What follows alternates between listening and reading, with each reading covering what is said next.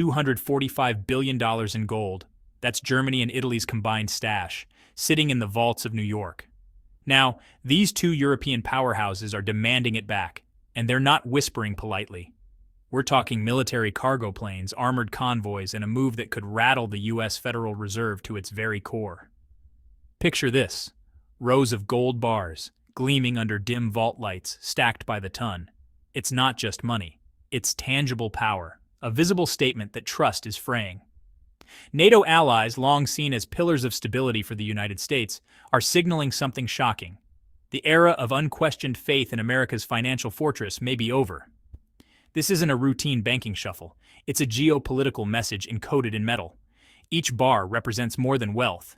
It's sovereignty, leverage, and a warning that the rules of global finance are shifting. Imagine the shockwaves. If even America's closest allies are pulling their gold out of the country, who will step back from the dollar next? In a world where confidence is currency and trust fuels markets, this is the ultimate alarm bell. What happens when billions in real, physical gold start flying across the Atlantic? That's the question that's sending tremors through financial institutions and political capitals alike. And it's exactly the story we're about to unpack. To understand why Germany and Italy's gold is sitting in New York, we have to go back decades. During the Cold War, European nations were nervous about storing their wealth too close to the Soviet sphere, or even in their own countries, which felt vulnerable. The United States, by contrast, offered a deep, secure vault and a trusted central bank. That's how so much of Europe's gold ended up in Manhattan. Numbers help paint the picture. Germany holds 3,352 tons of gold, Italy 2,452 tons. And roughly a third of that gold, more than 1,000 tons from Germany, over 700 from Italy, is physically locked in the Federal Reserve Bank of New York. That's enough to fill several Olympic-sized swimming pools. And we're not talking digital entries on a balance sheet. This is real, heavy, tangible metal. But this is more than just a story of logistics. Each bar is a symbol of trust and sovereignty. By storing their gold abroad, Germany and Italy essentially put faith in Washington's ability to safeguard their wealth. Pulling it back isn't simply moving assets. It's a declaration. We want control of our own money, and we're questioning your reliability.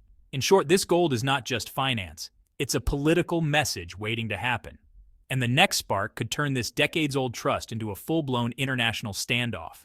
The immediate spark for Germany and Italy's gold maneuver isn't some abstract fear. It's very real, very recent, and very loud.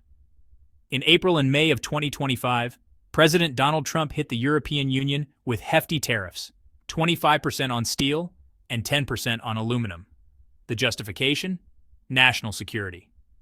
But to Europe, it looked like a warning shot across the bow. German lawmakers were alarmed. Markus Ferber, a prominent figure in the CDU, openly called Trump erratic, hinting at the possibility that foreign assets, even gold reserves, could be at risk. Suddenly, a policy on metals felt like a potential threat to the very financial backbone of Europe. It wasn't just about economics, it was about perception. Europe saw the tariffs as a signal that Washington might treat allies' assets like leverage. In response, political voices began urging action. Germany and Italy didn't want to wait and hope. They wanted to ensure their wealth was secure. This moment, these tariffs, became the catalyst. They turned dormant discussions about repatriating gold into a real, urgent geopolitical move. What had been background noise, decades of foreign gold storage, suddenly became front-page drama. In Berlin, the gold debate quickly turned into a political firestorm. For years, Germany's far-right party, the Alternative for Germany, AfD, had been pushing the idea of bringing gold home. They framed it as a matter of national pride and financial security. Why trust the U.S. with what is fundamentally German property? Now, even the mainstream CDU, traditionally cautious and pro-U.S., is joining the chorus. Suddenly, repatriating gold moved from a fringe idea to a front-page issue. The stakes are enormous. About a third of Germany's 3,352 tons of gold sits deep underground in Manhattan. That's over 1,100 tons that could be in motion, representing billions in collateral for the U.S. financial system. German lawmakers like Markus Ferber openly voiced concern. He warned that Trump's unpredictability could endanger Germany's gold, and the Taxpayers' Federation called for immediate repatriation. Public opinion mirrored this unease. Surveys showed growing distrust in leaving the nation's wealth abroad. Citizens worried, if the U.S. can weaponize tariffs, could it weaponize our gold? This isn't theoretical. Every headline about steel and aluminum tariffs, every hint of asset seizure risk, made Germany's decision feel urgent. It was no longer just about financial prudence. It was about sovereignty, political credibility, and sending a message to Washington that Germany might no longer play by old rules. The tension in Berlin captures a broader truth. Trust is fragile, and when it breaks, even decades-old financial arrangements can explode into a crisis. And Germany's urgency sets the stage for Italy's more cautious, strategic approach, showing two very different paths in the same storm. Across the Alps in Rome, the gold situation takes on a very different tone. Italy holds about 2,452 tons of gold, and roughly 43% of it, around 700 tons, is stored at the New York Federal Reserve. That's a significant portion, but unlike Germany, Italy isn't rushing to make a public scene. Prime Minister Giorgia Meloni walks a tightrope. Before taking office in late 2022, her party, the Brothers of Italy, campaigned on a promise to repatriate the gold. But now, with a $40 billion trade surplus with the U.S. and delicate negotiations on aluminum and steel tariffs, Meloni is choosing discretion over drama. She understands that a full-scale gold repatriation could provoke Washington and endanger economic agreements. Italy treats its gold not just as money, but as strategic leverage. Every bar left in New York is a silent message, a bargaining chip in trade negotiations, a form of insurance against volatility, and a hedge against political uncertainty. Meloni's approach is careful diplomacy, negotiating first, repatriating later. This creates a contrast with Germany's urgency. While Berlin is signaling alarm loudly, Rome is calculating every move. Italy's stance shows that in the high-stakes world of international finance, timing, perception, and strategy can be just as powerful as the physical gold itself. The story of Italy adds tension and complexity, reminding us that Europe isn't acting as a monolith. Different governments, different priorities, and different ways of wielding the same gold-backed power. Moving billions of dollars in gold isn't like wiring money between banks. It's a massive physical operation. We're talking tons of heavy metal, carefully packed, loaded onto cargo planes, and flown across the Atlantic under tight security. Each pallet weighs several tons, and the logistics are so complex that it can take days just to plan a single flight. Past examples show it's possible, but challenging. In 2014, the Netherlands secretly flew 122.5 tons of gold out of New York, reducing their U.S. exposure from 51% to 31%. A year later, Austria moved half of its reserves from London to the Alps, proving that even massive transfers are achievable with careful coordination. For Germany and Italy, the scale is exponentially larger, thousands of tons, each bar representing millions of dollars. Military cargo planes aren't just convenient, they're essential for security. Every step of the journey, from vault to plane to new storage, must be meticulously choreographed to prevent theft, accidents, or political interference. This is where finance meets action. When these gold flights finally take off, it won't just be a banking operation. It will be a high-stakes cinematic signal to the world. Europe is taking control of its wealth, and the United States may no longer be the unquestioned guardian of global reserves. The sheer drama of moving metal this way sets the stage for understanding why gold still matters in modern finance, beyond its shiny appearance. Gold isn't just shiny metal, it's the backbone of global financial confidence. Central banks around the world hold it as insurance, as collateral, and as a hedge against uncertainty. Right now, central banks collectively own about 37,000 tons of gold, which makes up roughly 20% of global reserves. The dollar still dominates at 58%, but its share has been slowly shrinking as gold gains prominence. Why does this matter? Gold acts as a trust anchor. When countries store gold abroad, they're essentially saying, "We trust your banking system and your currency." Pull that gold back home, and that trust is tested. It's like moving your valuables from a bank you trust to a safe at home. It sends a clear signal that you're worried about the original custodian. In practical terms, gold also underpins the repo market, the overnight lending system that fuels Wall Street. Banks use gold-backed assets as collateral to borrow money cheaply. Fewer bars in the system mean higher borrowing costs, tighter liquidity, and ripple effects across all kinds of financial transactions. Put simply, trust in gold is trust in the system. If Europe's gold leaves the U.S., It's not just a logistical challenge, it's a structural shock to global finance. And that shock is exactly what makes these potential moves so powerful, and honestly, pretty frightening for markets worldwide. When Germany and Italy start moving gold, it doesn't just rattle vaults, it shakes markets. Gold withdrawals can reduce the collateral available in the repo market, which banks rely on to fund short-term lending. That means interest rates can rise, and even a small change at the top of the financial ladder cascades down to everyday people. For example, U.S. Treasury yields are sensitive to foreign selling. In April 2025, Japan sold $17.5 billion in long-term treasuries, and the 10-year yield jumped 6 basis points almost immediately. Imagine Germany and Italy doing something similar with billions in gold-backed treasuries. Analysts estimate yields could rise by roughly 5 basis points, nudging 30-year mortgage rates above 6.9%. For homeowners, that's hundreds more per year on their payments. It doesn't stop at mortgages. Car loans, municipal bonds, and infrastructure financing all rely on stable interest rates. Massachusetts, for instance, recently paid 11 basis points more than expected on a $900 million highway bond sale, citing European tariff noise and market jitters. Now imagine that effect multiplied by a coordinated European gold move. Suddenly, borrowing costs rise across the board from homes to highways. The takeaway? Europe's gold isn't just a European story. When it moves, it directly affects Main Street in the United States. Every bar flown home could mean higher rates for Americans buying houses, cars, or funding public projects, a tangible consequence of geopolitical tension. Beyond numbers and logistics, there's a deeper, invisible impact: confidence. The US dollar has long been the world's trusted reserve currency. But Europe's gold moves signal that trust is fraying.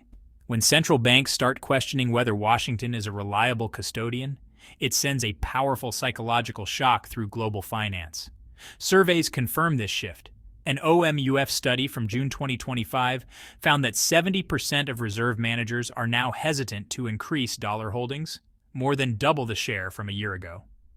Meanwhile, an ECB report shows that gold has already overtaken the euro as the second largest reserve asset worldwide. Central banks aren't just diversifying, they're quietly voting with their assets. This isn't abstract theory. Confidence underpins every financial system. If allies stop trusting the U.S. with their reserves, it forces them to hoard collateral at home, reducing liquidity in international markets. In other words, even without a market crash or a hostile attack, a loss of faith alone can disrupt the global monetary system. Europe's caution, their measured withdrawal from dollar dependency, is a silent but powerful weapon. And it sets the stage for a broader shift in the balance of monetary power, a shift that could ripple through every corner of the global economy. Germany and Italy may be leading the charge, but they're not alone. Across Europe, countries are quietly reassessing where their gold lies. Belgium, for instance, holds 227 tons, much of it overseas. Lawmakers there are urging repatriation, citing the Netherlands' 2014 secret convoy and Austria's 2015 transfer as proof that moving bullion is feasible. Poland, Switzerland, and other mid-sized holders are watching closely, and honestly, many are likely to follow if Berlin and Rome act. The numbers suggest a tectonic shift. An ECB study from June 2025 shows gold now accounts for 20% of total global reserves, surpassing the euro and slowly chipping away at the dollar's dominance. If even a handful of mid-size holders, Belgium, Austria, the Netherlands, Poland, Switzerland, repatriate another 1,000 tons collectively, gold's share could exceed 25% by 2028. That would remove roughly $150 billion in annual demand for U.S. treasuries. A seismic change in global finance. This is more than a finance story, it's a geopolitical signal. When countries move gold home, they're essentially voting with metal, not words, signaling that the U.S. dollar may no longer be the untouchable safe haven it once was. Every bar flown back represents a structural reduction in trust, forcing the U.S. to find new buyers for debt or face rising interest rates. The global trend is clear. Gold is reclaiming its central role in world reserves. The choices made by Berlin and Rome today could inspire a wave of similar moves, gradually reshaping the foundation of international finance. Even the mere talk of Europe moving gold has started to rattle financial markets. In early June 2025, Germany and Italy quietly trimmed $4 billion in long-dated treasuries just to test market depth. The reaction was immediate. Bid-ask spreads widened. Futures desks flagged it as a canary for bigger selling, and traders across Frankfurt, Chicago, and New York were on high alert. The repo market, which is really the backbone of short-term lending, felt the pressure too. Less gold means less high-grade collateral for overnight funding, and spreads began to creep higher. Lori Logan, New York Fed markets chief, warned of unusual intraday volatility in secured funding costs, pledging to inject liquidity whenever market depth deteriorates. Analysts at Bank of America note that every $20 billion in missing top-tier collateral nudges the overnight general collateral rate up by about 3 basis points, meaning a European gold flight could push short-term funding rates roughly 35 basis points higher. The stakes go far beyond Wall Street. Higher treasury yields ripple into mortgages, car loans, and municipal bonds. A few percentage points in borrowing costs may seem small on paper, but for homeowners and city governments, it translates to hundreds of dollars more per month or millions extra on infrastructure projects. This early stress proves a key point. Even the threat of moving gold, not even the actual flights yet, is enough to shake markets. The Federal Reserve, banks, and traders are all bracing for the next move, because when Germany and Italy act in earnest, the impact could be exponentially larger. Now we reach the heart of the tension. What will the United States do next? Will the White House pivot, dial back tariffs, rebuild trust, and reassure its allies? Or will it double down, daring the world to find alternatives to the dollar? Every decision matters because this isn't just about gold. It's about control over the global monetary power. For Berlin and Rome, every day that gold remains overseas is a potential risk. A sudden move could strain U.S. markets, spike treasury yields, and push mortgage rates and borrowing costs higher. But hesitation might also send a signal of weakness, giving Washington the leverage to maintain economic pressure. The chessboard is set, and each side is calculating its next move carefully. Meanwhile, markets are watching every signal. Repo spreads, treasury auctions, and short-term interest rates are all being read like tea leaves. Investors know that once gold starts moving in large quantities, the effects will cascade worldwide, from Wall Street to Main Street. This is the cliffhanger. The world is on the edge, waiting to see whether the U.S. recalibrates its strategy or forces a structural shift in financial power. The next flight of gold could rewrite the rules of trust, leverage, and economic influence. And that's why everyone from central bankers to homeowners should be paying attention. The stakes are enormous and the outcome uncertain. So let's step back and take it all in. Germany and Italy are moving billions in gold. NATO allies are signaling distrust, and the United States faces the possibility of rising treasury yields, higher mortgages, and more expensive loans for everyday Americans. This isn't just a story about bullion. It's about confidence, leverage, and the very foundation of the global financial system. Every gold-laden flight heading back to Europe punches a hole in the U.S. financial firewall. Short-term lending tightens, treasury yields climb, and the ripple effects touch homes, cars, and public infrastructure projects. The stakes are personal. Your mortgage payments, car loans, and even city budgets could feel the shockwaves. But there's more than money at play. Allies are quietly voting with their gold, signaling that trust alone is no longer enough. In a system built on confidence, that loss is the ultimate sanction, and it could reshape monetary power for decades. Here's the cliffhanger for you. Who will act first? Will the White House adjust its strategy, rebuild credibility, and stabilize the system? Or will global central banks continue moving bullion, shifting the balance of power away from the dollar? Drop your thoughts in the comments.